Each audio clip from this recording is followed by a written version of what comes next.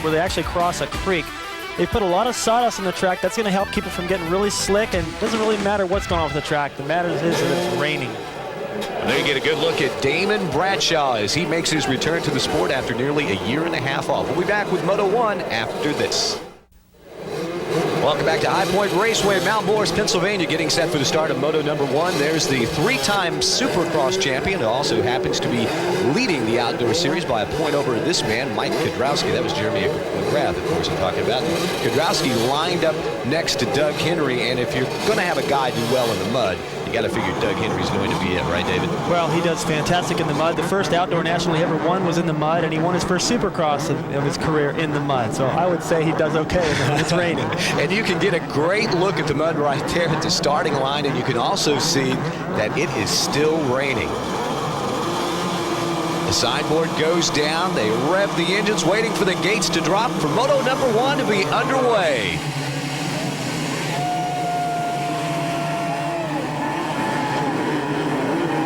A great look overhead, and look at that. It looks like Damon Bradshaw making a successful return, gets the whole shot, but wait a minute.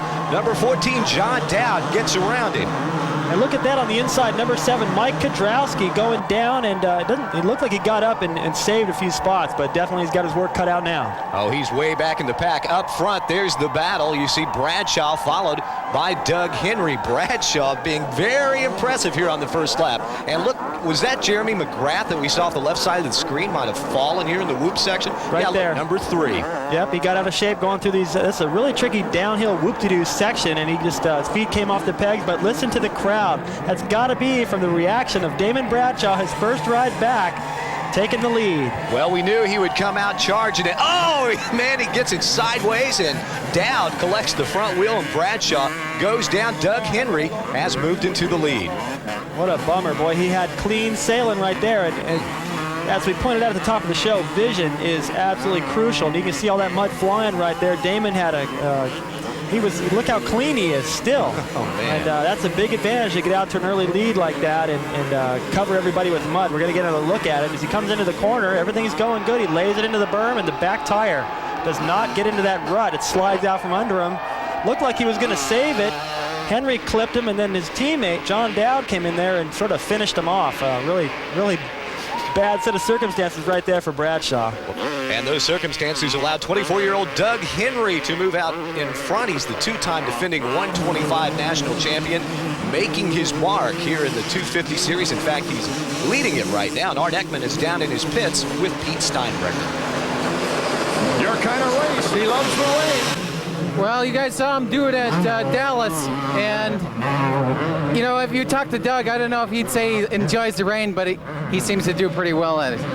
You made the right choice. That's obvious too, with the grip he's getting out front.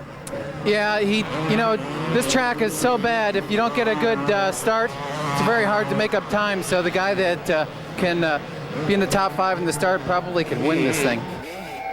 Well, Doug Henry, not just a top 5, but he is leading it now. There's the green flag. First lap is complete, and Doug, he's picked up a pretty sizable lead over John Dowd right now. In fact, now Dowd in a battle with James Dobb for that second spot. And Dobb takes the spot away from Dowd. He just slides to the inside. Now Dowd back up the inside. These guys are having a great battle, but it looks like Henry is checked out for the moment. Well, we kind of expected Doug Henry, as well as he does in the mud, to check out. But Dowd also, he's not too shabby a rider in these types of conditions either. But now he's got his hands full with James Dobb. These guys are kind of in a battle of just sort of blocking each other right now and trying to protect their vision. I want to point out that the same day that Henry won his first national at Hangtown a few years back, Dowd picked up his first national win in the 250 class the same day. So both these guys, excellent riders in the mud. Well, you get a good look at it right there as they come up by the fans. A huge crowd on hand this weekend. I'm told somewhere over 25,000 people. Now you look back towards second place as you see Doug Henry come through your screen. There is John Dowd, followed by James Dobb. It looked for a moment there like he might be closing in, but I think that's a little bit misleading there. Well, it just depends where they are on the racetrack. There's times when into the tight sections where the riders actually look like they're closer together, and then it opens back up. And it's very deceiving when you're in second place, too, to get to a certain section on the racetrack and think, oh, I'm making time. And then to find out as soon as he crests another hill and get down the straightaway, the leader looks like he's pulled out quite a big distance. And right here, you can see how slippery he is coming down. This is really off camber right here. Dowd and Bradshaw right there electing to use that berm to get traction, and Dobb going all the way to the outside. Man, where did Damon come from? Remember, he fell midway through that first lap, dropped at least 15, 16 spots. He's back now in the top 5. In fact, Damon Bradshaw is currently being shown 4th on our Suzuki Field summary, but Doug Henry is leading. We'll be back with more in just a moment. Welcome back to High Point Raceway, Mount Morris, Pennsylvania. Ard Ekman, David Bailey, and John Kerner bringing you a fine second-place battle right now. Dowd is in second. He's followed by James Dobb, and, of course, Damon Bradshaw has snuck back into the picture. Well, Bradshaw's fast. There's no doubt about that. I don't think any doubt in anyone's mind how fast Damon is. And right now, he seems to have recovered from that first lap incident. I have to wonder what would have happened had he been able to stay up. I think he'd be gone right now. But the rider that seems to be pulling out a pretty good lead is Doug Henry. No stranger to the mud. I don't think he likes riding in it, but he definitely goes fast in it, and so does this guy right here, John Dowd. What makes the big difference? What makes one guy great in the mud and another guy not so good? Well, I think it has to do with where you live. And look at Damon, just aggressive, muscling his way through there, makes the pass on Dobb. I think it's they live up in the New England, and rains quite a bit up there, and I think they have an opportunity to ride in the mud a little more often, and possibly just have a little bit more confidence in it. It's also an intimidation factor and psychological. The other riders just assume that since those guys live in more rainy climates that they practice in it, and they tend to look out for those guys. Well, John Dowd is in second. Brian Berry is his mechanic, and he is with Art. Looks like he's picking up at some kind of Yamaha twosome out there. Yeah, I'm sure he doesn't want Damon to beat him his first race back, so I'm sure he saw that 114 behind him and took off. Well, these weather conditions just keep changing during the race. Yeah, I mean, right now it's really hard. We've had to, change tires 3 or 4 different times. We had to really guess to come out here. And right now, I think I have a little bit too hard packed of a tire on, but I think it's just in the rear. So the rear, he can work with that. If it was the front, we'd be hurting right now. So they're okay on the front, but on the back, they've got a slight problem. Well, they've just chosen a tire where the knobs are a little shorter and a little closer together, so it just doesn't sling that mud out of there good enough. He doesn't get good enough traction. But what he said about the front tire, and that he thinks they're doing okay with that, if you were going to get a flat tire, you would want it to be on the rear, because anybody can slide the bike around, but when you lose the front end, boy, you can't be aggressive at all. Boy, look at Damon Bradshaw. He went way outside, a totally different line than John Dowd, then up the hill over the jump. And look at that. He has closed the gap. Bradshaw, who took the whole shot and then fell down on the very first lap, is trying to make a bid for the second position. But look at the distance that Dowd puts on him coming down the hill, and then here's that off-camber turn. But there again, they make a rut in the mud, so that helps him out there, doesn't it, David? That's right. And Damon, actually, in that corner before, he went all the way to the bottom and tried to get a run at that double jump coming up the hill. He almost made it. Well, Bradshaw sitting right now in third place, of course, making his big comeback. Everybody's excited about it, especially Art Ekman, who had a chance to sit down and have an extended conversation. Took me basically missing it. I miss the sport, I miss the competition, the racing, I miss the people, and I miss that good feeling of winning. Damon Bradshaw is back in typical Bradshaw full-throttle style, but he returns with a renewed spirit, knowing he did the right thing in taking leave from the sport that had become his life. I'm still 22, and I've only been away from the sport for, a season and a half, and I've learned a lot as far as how to look at things different, and I think how to deal with problems a lot better. I don't know if that's just a matter of being a year older, 2 years older, but I think I can deal with a lot of those hills that you deal with in the sport a lot better and come down the downside a lot smoother. So successful, so young. The expectations, even in those early amateur days, were great. The label of a surefire superstar invaded his world of just having fun. The expectations grew, especially when Bradshaw's very first professional race became one of his very favorite memories. That was one thing I'll always remember back to. Not only winning, but being able to beat Ricky Johnson and knowing what he had done in the States before we went there. Yamaha is obviously a Japanese company, so I was able to win in front of all those guys. And it was that feeling, I hope one of these days I can relive those same kind of feelings. The Miami 125 Supercross would be another unforgettable moment, but for reasons other than just the victory stand. And every time I'd go down, I'd go, man, I can't be doing this, and wanting to win this race. And then I'd get back to the front and I'd go down again. So it was like I climbed that ladder I don't know how many times. And every time I got up, the people were just there behind me. So I think if it wouldn't have been for the people cheering me, it would have been hard to keep coming back to the front time after time. Winning the 125 region that first pro season, edging out rival Mike Kudrowski, confirmed to the experts who were eager to crown the 16-year-old as the sport's next headliner. But losing the Nationals to Kudrowski that year brought a feeling of strong disappointment. Yeah, I raced against some guys I raced against in the amateur career, and it was not necessarily lower key. It was that stepping stone for the 250 class. So it relieved a little bit of pressure, but I mean, it was still there. I mean, it's almost like regardless if I'm out on the street racing bicycles, you know, around the mailbox or racing motorcycles, it's still that same amount of pressure of just wanting to win. The next season, as expected, he advanced to the 250s. Why stay on the farm when one's ready for the major leagues? I didn't expect myself to go out and win those races. I expected myself to do well and be in the race, and then I go out and win the first three, and it's like those expectations just keep climbing. So I think we went into the fourth race at San Diego, and you know, I had an injury there that set me back for quite a while, and it was kind of hard to deal with that because I felt like I was, you know, on a roll. He was on another roll in 1992 when, after a record 9 wins in the season, he lost the title on the final day to Jeff Stanton. There was no need to manufacture this rivalry. Stanton and Bradshaw's intense desire to win made for one of the sport's most exciting matches. Probably have to be in Charlotte. I mean, that was a feeling of winning. Feeling of winning in front of my home crowd, in front of people that I went to school with. Me and Stanton had the battle that we had, and it was a supercross, but man, at the end of that race, I was beat. Such competition, of course, created the most spectacular, compromising, if not dangerous, situations. Jeff was doubling, landing on the downside, and then driving up a triple, and I was jumping it and landing right into the face of the triple, so instead of my suspension going up and down so many times, it was just once. And I noticed if I lost a little ground, I could catch it there, and just one of those times I landed and one tire was in one rut and the other tire was in the other rut, and it didn't end up good.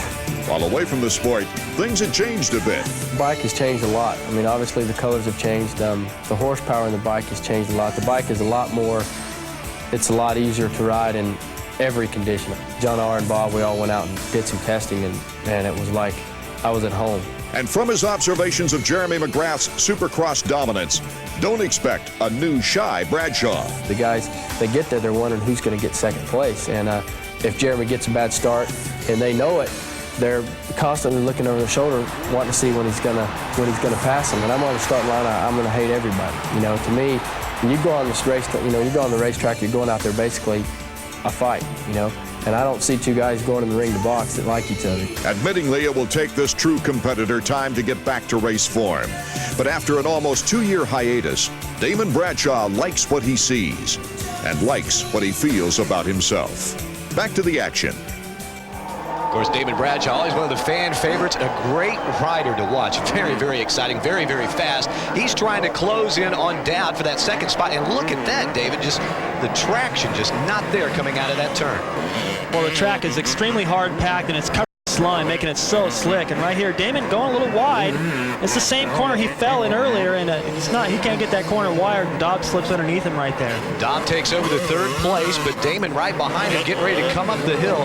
Be very careful here. Here comes Bradshaw setting up for a double jump, and he closes some ground, but he's still standing in the fourth spot. As you get a look at our Suzuki Field summary. Back with more right after this. Welcome back to Mount Morris, Pennsylvania, and look at Damon Bradshaw getting ready to make a move on James Dobb as they go in, and look at Bradshaw cut off the inside and scoot on past. Well, that's a pretty off-camber corner right there. It's tough to get around there. Dobb drift a little wide. Damon holding the inside line and gets back around him. These two have been having a pretty good battle, but our leader, Doug Henry, is gone. You know, I hate to make it sound like we're favoring Damon Bradshaw because he works as a commentator on our 125 coverage on ESPN2, but you have to be impressed with his early showing here. Well, this is not a comeback. He is back. There's no doubt in anyone's mind now that this kid's got the speed and the composure to go out and ride well. Although he fell down, you know, so is everyone. McGrath's hit the ground, and we haven't seen him yet. So everyone's having their problems, and in Damon's defense, you know, he deserves to fall down once. Everybody does, right? There's another one of those off-camber turns, but there is a rut. Bradshaw coming up the hill. Looks like he's having a little bit of a problem. Almost comes off the bike foot, the feet off the pegs, but he holds on to that third spot. Oh, extremely aggressive. That's how I would describe Damon Bradshaw, and that's how you attack the mud. You know, you might fall once or twice, but you're better off riding aggressive and digging down through that mud to find traction than you are to try to ride around carefully and make a bunch of mistakes and go slower anyway. Well, you look at Dobb. Dobb almost making a mistake trying to enter that turn just a little too deep as he had to get on the brakes and the rear end kicked out from behind him. But there you get a look at Bradshaw. He got the whole shot, remember, fell down, lost at least 15 spots, and has worked his way back up into the 3rd spot. And only time will tell if he is going to catch up with John Dowd and make it a battle for that 2nd position. Right now it looks like he's pretty far behind, but one thing I noticed as I'm watching Damon is that his style still looks the same as it did when he was riding before. That's one thing that everyone really liked about him, and he hasn't lost it. Well, one of the more likable riders on the circuit has a knee injury. He's sidelined. Todd DeHoop is with our Art Ekman. Well, a young man who just as soon be on the track right now, despite these tough conditions, is Todd DeHoop. Todd, your knee, how's it coming along? It's getting real good. I had orthoscopic surgery last week, and I feel real strong. I'm starting to get full movement back, and I'm shooting for, a Las Vegas date of coming back and riding. So I'm gonna, start working out real hard here in the next week, and hopefully we get back real soon. You're helping out your bro today? Yeah, my brother's out there battling with the 250 riders. He qualified 5th in his qualifier, and I think he's running about 25th right now. It's real tough out there in this mud, but if he hangs strong to the finish, I think he can finish right up there. So I'm pulling for him. Well, we go back a little further in the field. Remember these two guys? Kudrowski crashed on the very first turn of the first lap, and McGrath went down shortly thereafter. They are not in the top 10. These are the two guys who are leading the points. McGrath with 81 points. He's got a victory at Gainesville. Then at Hangtown last time, Kudrowski came back with the win, and he trails Jeremy by only a point. Right now, he has gotten around McGrath, and just look at all that mud. You talked about vision. If you're not up front, you get covered by a lot. Well, when you take a look at these guys, look at the front of them right now. Any one of these guys, they're covered with mud. Now, you can imagine it doesn't just dodge your eyes. Of course, you're going to get pelted in the lenses with that, and they have what they call a roll-off system, where you pull it and you get clear vision. It looks a lot like what we see in car racing, where they move that film across the camera lens. That's what it looks like from the rider's point of view. And there's enough they can pull that across the entire moto. Do you actually reach up and pull it across, kind of like a tearaway, only you don't throw it all the way off, you're just rolling it up? Right, it's just a string, and it returns by itself. You pull it once or twice, and goes across and gives you clear vision. Now, it's only about an inch tall, so you're still looking through very little clear lens, but it's better than nothing. Yeah, it sure is. Now they're down in a very tricky area to negotiate, especially in this mud. And look, Kudrowski off course and falls down, almost rolls over. Looked like he just got off the line a little bit. It's hard to tell from this vantage point, but it looked like he went over the berm and was going to go around the outside of that tree there. Now he's in a difficult place to even get back going. We're going to see if we can get another look at it. This is actually after he's already made the mistake, and he's still standing on that off camber. So for him to try to get going, it's going to take a lot of energy and he'll lose a lot of time. And he got a lot of mud all over him. Look at that. Kudrowski picks up, recovers, and has gotten back into the fray, but he's way far behind.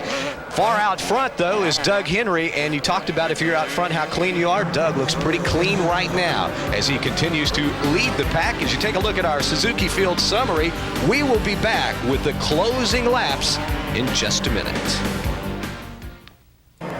Art Ekman, David Bailey, and John Kernan back at Mount Morris. There you get a good look at the leader, Doug Henry, and look at that, David. That is just tough going to negotiate that turn. Well, he actually did a smart thing. He's trying to stay out of that deep rut. When you get into those deep ruts, there's a chance you could throw the chain and have other problems. You drag the foot pegs and the brake pedals, and you get mud all bunched up in there.